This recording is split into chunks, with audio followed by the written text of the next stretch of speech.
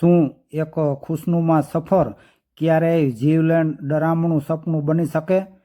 સોમનાથના પવિત્ર મંદિરોના ઘંટનાદ વચ્ચે લગ્નના તાંતણે બંધાયેલા જસ્મીન અને દીપ્તિ માટે જીવનની સૌથી યાદગાર સફર એ જ હતી જે ગોવા જતી ટ્રેનમાં શરૂ થઈ હતી.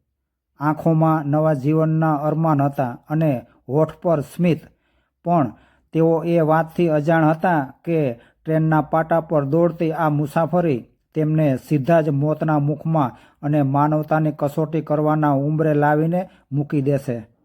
એક એવી રાત કે જ્યાં અંધકાર માત્ર બહાર જ નહીં પણ ટ્રેનમાં બેઠેલા લોકોના હૃદયમાં પણ હતો. આ કહાની કંઈક આ રીતે શરૂ થાય છે. લગ્ન પછી ગોવા જઈ રહેલા કપલ સાથે ટ્રેનમાં બનેલી ઘટના. ગુજરાતના સોમનાથ જિલ્લામાં આવેલું એક નાનકડું શાંત અને સંસ્કારી ગામ કે જ્યાં સવાર પડે ત્યારે મંદિરમાંથી ઘંટનાદ સંભળાય, જ્યાં લોકો એકબીજાને નામથી નહીં પણ સંબંધથી ઓળખે, અને જ્યાં લગ્ન એટલે માત્ર બે વ્યક્તિઓ નહીં પરંતુ બે કુટુંબોનું મિલન ગણાય. એ જ ગામમાં રહેતા જસ્મીન અને દીપ્તિના લગ્ન ખૂબ જ ધામધૂમથી થયા હતા. જસ્મીન મધ્યમ કાયાનો અને ભોળા સ્વભાવનો યુવાન હતો, જેને જીવનમાં ક્યારેય કોઈનું ખરાબ કર્યું ન હતું. અને દીપ્તિ સંસ્કારી, સમજદાર અને આંખોમાં સપના ભરેલી નવી દુલ્હન. બંનેના લગ્નમાં ગામ આખું ઉમટી પડ્યું હતું. વરઘોડામાં ઢોલ નગારા વાગતા હતા, સ્ત્રીઓ મંગળ ગીત ગાતી હતી અને વૃદ્ધોના આશીર્વાદથી આ નવદંપતીએ નવું દાંપત્ય જીવન શરૂ કર્યું હતું. લગ્નના થોડા જ દિવસોમાં જસ્મીન અને દીપ્તિએ નક્કી કર્યું હતું કે હવે થોડા દિવસ ક્યાંક બહાર ફરવા જઈએ. જીવનની શરૂઆત કોઈ યાદગાર ક્ષણથી કરીએ. બંનેએ ગોવા ફરવા જવાનો પ્લાન બનાવ્યો. દીપ્તિએ પહેલીવાર ગામની બહાર જવાનું હતું. આંખોમાં ઉત્સાહ અને મનમાં થોડી ગભરાહટની લાગણી હતી. જસ્મીન તેને સમજાવતો હતો કે દીપ્તિ, તું ડર નહીં, તારા મનમાં જે ડર છે ને તે બધો જ કાઢી નાખ, હું તારી સાથે છું ને. પછી બંને માટે ટ્રેનની ટિકિટ બુક કરાવી. કપડાં, દાગીના અને જરૂરી સામાન એક બેગમાં મૂક્યો. બંનેના ચહેરા પર ખુશી હતી, પણ કદાચ તેઓ જાણતા ન હતા કે આ મુસાફરી તેમના જીવનની સૌથી ભયંકર કસોટી બનવાની હતી. રાત્રિના સમયે ટ્રેન ધીમે ધીમે સ્ટેશન પરથી છૂટી. શરૂઆતમાં બધું સામાન્ય હતું. જસ્મીન બારી પાસે બેઠો હતો અને બહારની અંધારી દુનિયા જોઈ રહ્યો હતો, અને દીપ્તિ તેના ખંભા પર માથું રાખીને બેઠી હતી. ટ્રેનની ઝડપ ધીમે ધીમે વધતી ગઈ. પાટા પર દોડતી ટ્રેનનો અવાજ અને અંદર બેઠેલા મુસાફરોની હળવી વાતચીત. કોઈ ઊંઘમાં હતું તો કોઈ પોતાના મોબાઈલમાં વ્યસ્ત હતું. પરંતુ એક સમય એવો આવ્યો જ્યારે આ શાંતિ તૂટવાની હતી. અચાનક ટ્રેનના છેડેથી એક અજાણ્યો માણસ આવ્યો. પહાડી જેવો અને મજબૂત શરીર, લાલ આંખો, દાઢી વધી ગયેલી, કપડાં મેલા ઘેલા અને અવાજમાં ગુંડાગીરી. તે ડબ્બામાં ફરતો ફરતો સીધો જ જ્યાં જસ્મીન અને દીપ્તિ બેઠા હતા ત્યાં તેની સામે આવીને ઊભો રહ્યો. આંખોમાં એવી ખતરનાક નજર કે દીપ્તિનું હૃદય ધબકતું બંધ થઈ ગયું. આ ગુંડા જેવા દેખાતા માણસે કડક અવાજમાં કહ્યું, "એય, તમે બંને જણા મારી સામે શું જુઓ છો? તમે બંને જણા ખિસ્સામાંથી પૈસા કાઢો, નહીતર ટ્રેનમાંથી જીવતા નહીં ઉતરો." જસ્મીન તો ગભરાઈ ગયો. તેણે ધીમે અવાજે કહ્યું કે ભાઈ, અમે નવા લગ્ન કરેલા છે, અમારી પાસે વધારે પૈસા નથી. એ સાંભળીને પેલો વધુ ઉશ્કેરાયો. તેણે હાથ ઊંચો કરી બબાલ શરૂ કરી દીધી. ડબ્બામાં બેઠેલા લોકો બધું જોઈ રહ્યા હતા, પણ કોઈ આગળ આવવાની હિંમત કરતો ન હતો. કોઈએ આંખો ફેરવી લીધી તો કોઈએ કાનમાં હેડફોન ભરાવી દીધા, કારણ કે બધાને પોતાનો જીવ વહાલો હતો. દીપ્તિએ ડરના કારણે જસ્મીનનો હાથ પકડી લીધો. તેના હાથ ઠંડા પડી ગયા હતા. પેલા ગુંડાએ દીપ્તિને જોઈને ઘૃણાસ્પદ હાસ્ય કર્યું અને બંનેને બારી તરફ ખેંચવા લાગ્યો. જસ્મીન તો બિચારો રડવા લાગ્યો અને રડતા રડતા વિનંતી કરતો રહ્યો, "મહેરબાની કરીને અમને છોડી દો, અમને જવા દ્યો. પરંતુ ગુંડાને કોઈ દયા ન આવી. ટ્રેનની ઝડપ વધતી રહી હતી. બહાર અંધકાર હતો અને અંદર માનવતા મરી પરવારી હતી. એક જ ઝટકામાં આ ગુંડાએ બંનેને ધક્કો માર્યો અને આંખના પલકારામાં જસ્મીન અને દીપ્તિ ઝડપથી દોડતી ટ્રેનમાંથી બહાર ફોંગડાઈ ગયા. ચીસ પાડવાનો પણ સમય ન મળ્યો. અંધકાર, જાડી ઝાંખરા, પથ્થરો બધું જ ગૂંચવાઈ ગયું. શરીર જમીન પર અથડાયું. દીપ્તિનું માથું ફાટી ગયું. જસ્મીન બેહોશ થવા લાગ્યો.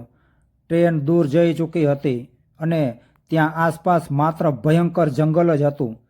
ઝડપથી દોડતી ટ્રેનમાંથી ફેંકાઈ ગયા પછી જસ્મીન અને દીપ્તિના શરીર જમીન પર પડતા જ એવો અવાજ આવ્યો જાણે કોઈ પથ્થર તૂટ્યો હોય. દીપ્તિ બેહોશ થઈ ગઈ હતી. તેના માથામાંથી સખત લોહી વહેવા લાગ્યું હતું. સાડી ફાટી ગઈ હતી અને શરીર પર અનેક ઘા અને ઉજરડા થયા હતા. જસ્મીન થોડો હોશમાં હતો, પરંતુ શરીરનો એક પણ ભાગ એવો ન હતો કે જ્યાં તેને દુખાવો ન થતો હોય. આસપાસ અંધારું એવું કે હાથ આગળ હાથ પણ દેખાતો ન હતો. દૂર દૂર ક્યાંક જંગલી પ્રાણીઓના અવાજો સંભળાઈ રહ્યા હતા. પવન ઝાડીઓમાં અજીબ રીતે સીટી વગાડતો હતો અને એ અંધકાર વચ્ચે એક નવી દુલ્હન જમીન પર લોહીમાં લથપથ પડી હતી. જસ્મીને પોતાના દુઃખને ભૂલીને દીપ્તિને જાગૃત કરવાનો પ્રયાસ કર્યો.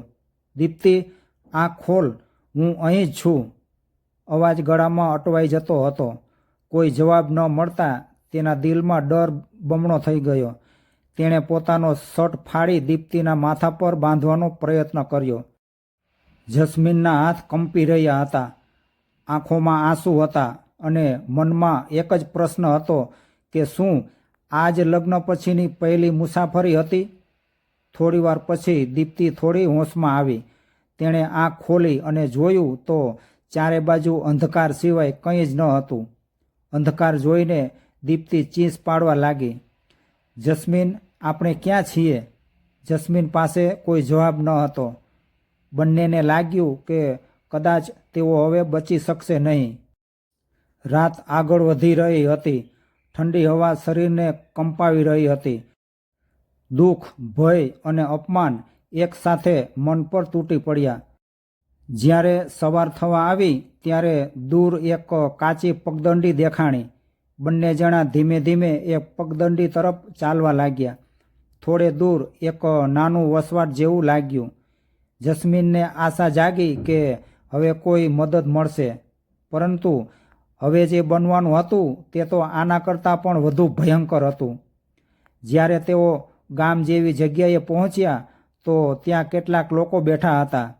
જસ્મીને હાથ જોડીને કહ્યું કે ભાઈ, અમારી સાથે બહુ ખરાબ બન્યું છે.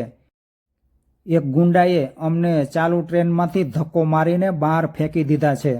અમને મદદ જોઈએ છે. પરંતુ લોકોની નજરમાં દયા નહોતી, હતી તો માત્ર શંકા અને ધૃણા.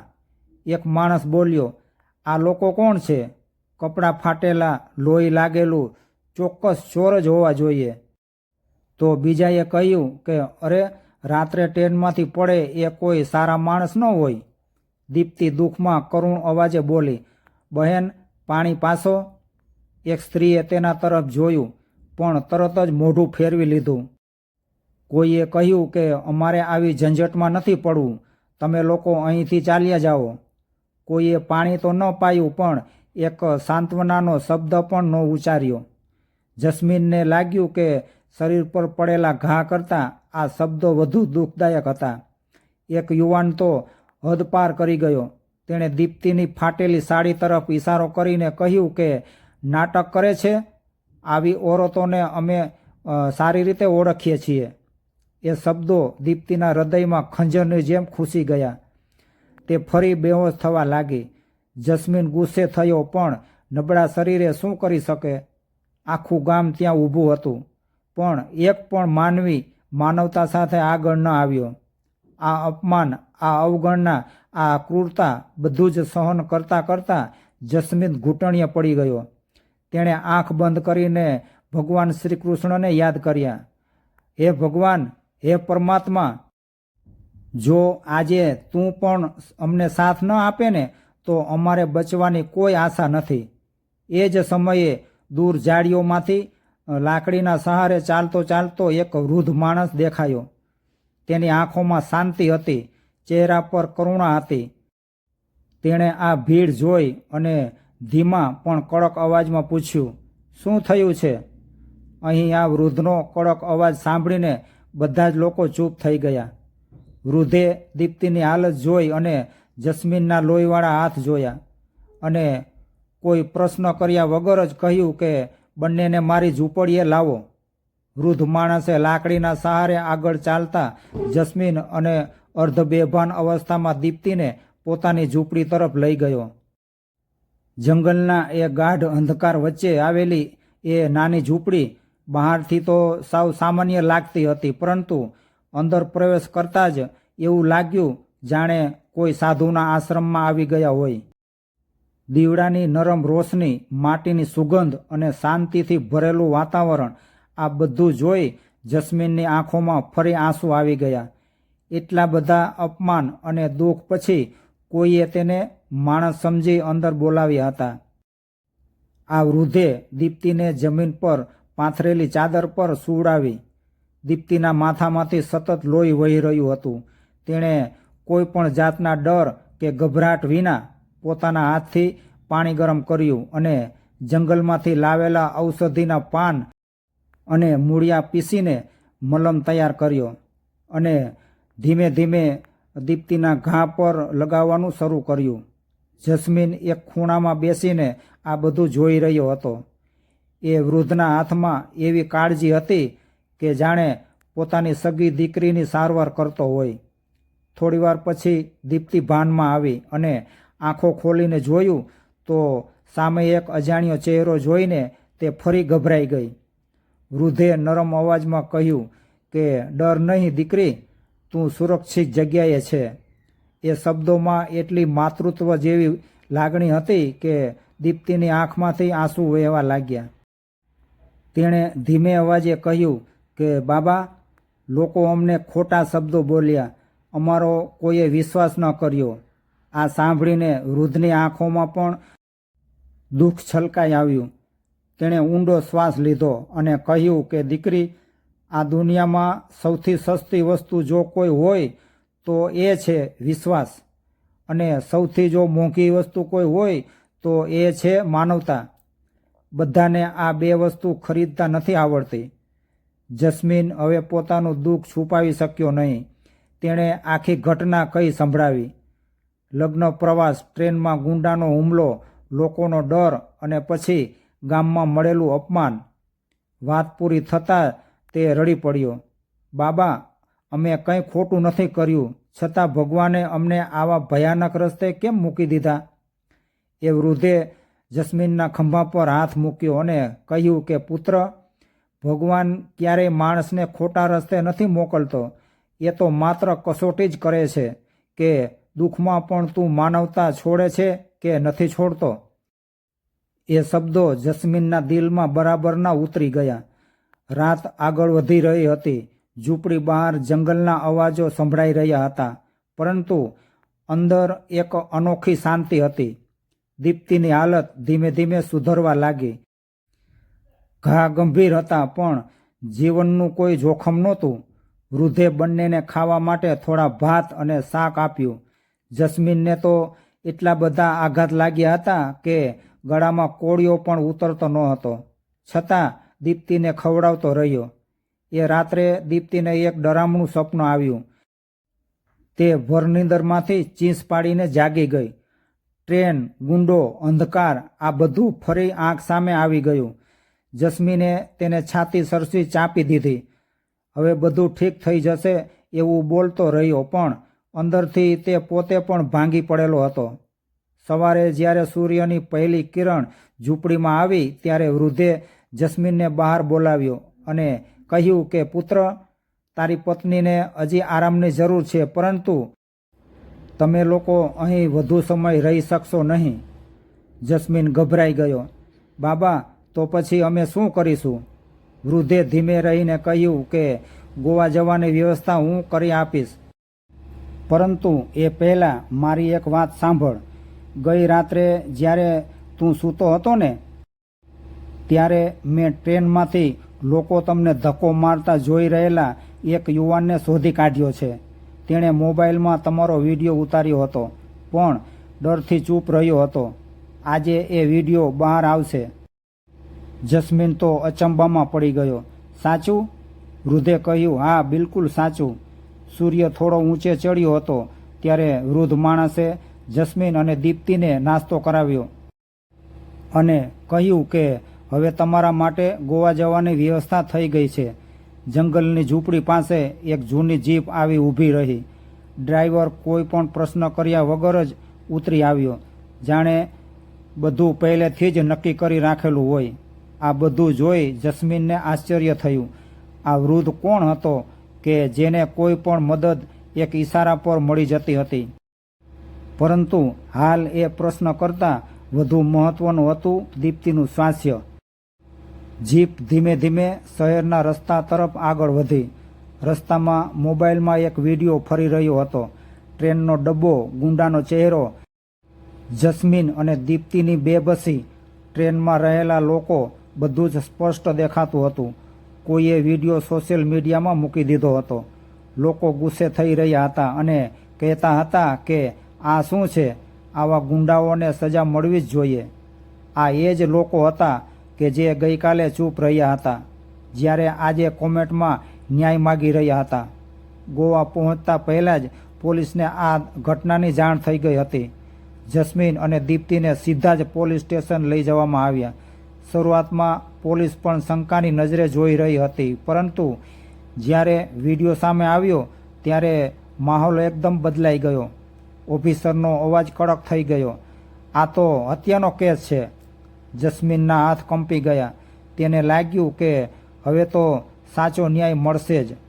ગુંડાની ઓળખ થઈ ગઈ હતી. તે પહેલેથી જ ઘણા ગુનાઓમાં સંડોવાયેલો હતો, પરંતુ પુરાવાના અભાવે બચી જતો હતો. આ વખતનો વિડીયો તેની સામેનો સૌથી મોટો અને મજબૂત પુરાવો બની ગયો હતો. પોલીસે તેને પકડવા માટે પોલીસની એક ટીમ મોકલી હતી. તેને હાથકડી પહેરાવવામાં આવી ત્યારે પણ તેના ચહેરા પર અહંકાર હતો, પરંતુ આંખોમાં હવે થોડો ડર દેખાતો હતો. દીપ્તિને હોસ્પિટલમાં દાખલ કરવામાં આવી. ડૉક્ટરોએ કહ્યું કે શરીર પરના ઘા તો સાજા થઈ જશે, પરંતુ મન પર પડેલો ઘા રૂજાતા ઘણો સમય લાગશે. જસ્મીન દિવસ રાત તેની બાજુમાં બેઠો રહેતો હતો. બહાર બેઠેલા લોકો સહાનુભૂતિ બતાવતા હતા. મીડિયામાં તેમની વાર્તા આવી રહી હતી, પરંતુ દીપ્તિની આંખોમાં હજુ પણ એ બિહામણી રાત જીવંત હતી. તે ઘણીવાર અચાનક ચીસ પાડીને જાગી જતી હતી. એક દિવસ હોસ્પિટલમાં એ જ ગામના કેટલાક લોકો આવ્યા જેઓએ પહેલાં અપમાન કર્યું હતું. તેઓ પોતાનું માથું ઝુકાવી શરમથી ઊભા હતા. એક વૃદ્ધ સ્ત્રીએ કહ્યું કે બેટા, અમને માફ કરજો, અમે તમારી પીડા સમજી શક્યા નહોતા. જસ્મીન કંઈ પણ બોલ્યો નહીં. દીપ્તિએ ધીમે રહીને કહ્યું કે બહેન, પર દુઃખે દુઃખી અને પર સુખે સુખી થવું એ જ ખરી માનવતા છે. પોલીસ કેસ આગળ વધ્યો. કોર્ટમાં જસ્મીન અને દીપ્તિનું નિવેદન લેવામાં આવ્યું. વિડીયો પુરાવા તરીકે રજૂ થયો. જજે કડક શબ્દોમાં કહ્યું કે જો સમાજ ચૂપ રહે ને તો ગુનેગાર બેફામ બને.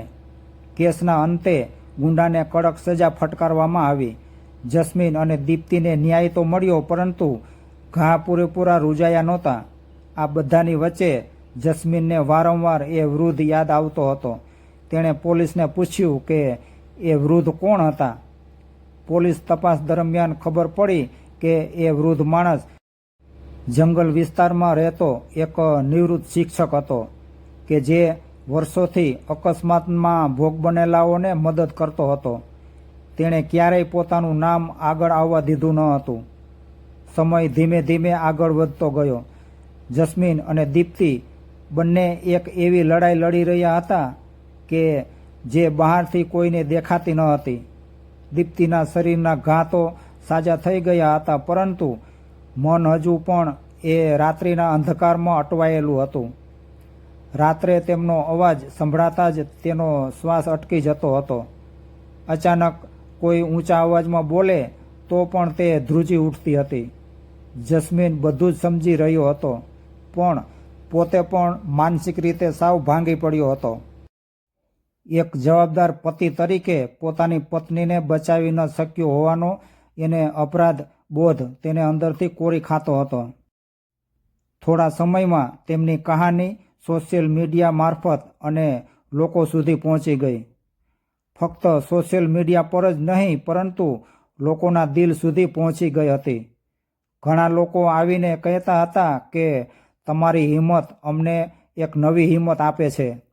એક દિવસ બંને ફરી સોમનાથ જિલ્લાના પોતાના ગામ પરત ફર્યા.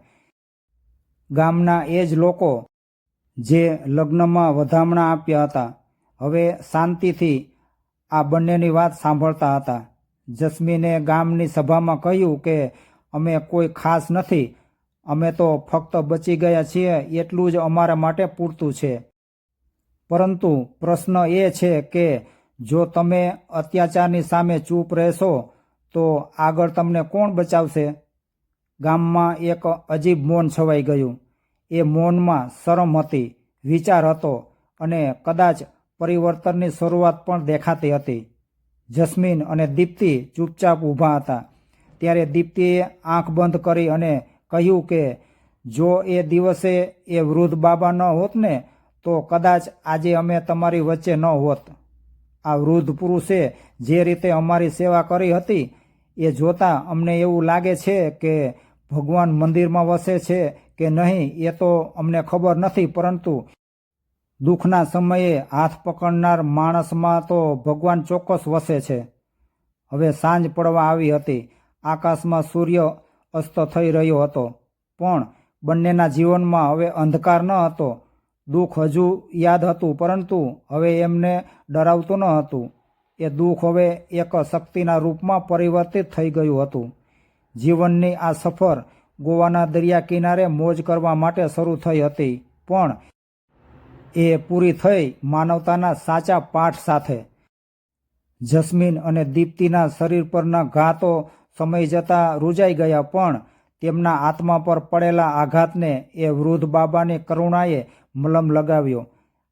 આજે જ્યારે તેઓ સોમનાથના એ જ મંદિરમાં માથું ટેકવે છે, ત્યારે તેમને સમજાય છે કે ભગવાન પથ્થરની મૂર્તિમાં હોય કે ન હોય, પણ એ નિસ્વાર્થ માણસમાં ચોક્કસ વસે છે, જે મુશ્કેલીમાં હાથ લંબાવે છે.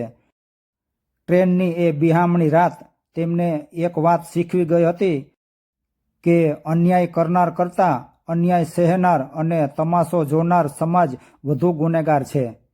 દીપ્તિની આંખોમાં હવે ડર નથી, પણ એક નવી ચમક છે. એ ચમક કે જે અન્યાય સામે અવાજ ઉઠાવવાની અને બીજાના દુઃખમાં ભાગીદાર બનવાની પ્રેરણા આપે છે. કારણ કે અંતે તો માનવતા જ એક એવો દીવો છે કે જે ગમે તેવા ગાઢ અંધકારને પણ ચીરી શકે છે. મિત્રો, મને આશા છે કે આ કહાની તમને જરૂર પસંદ આવી હશે. જો પસંદ આવી હોય તો વિડીયોને લાઇક, શેર અને ચેનલને સબસ્ક્રાઇબ કરવા વિનંતી. જય શ્રી કૃષ્ણ.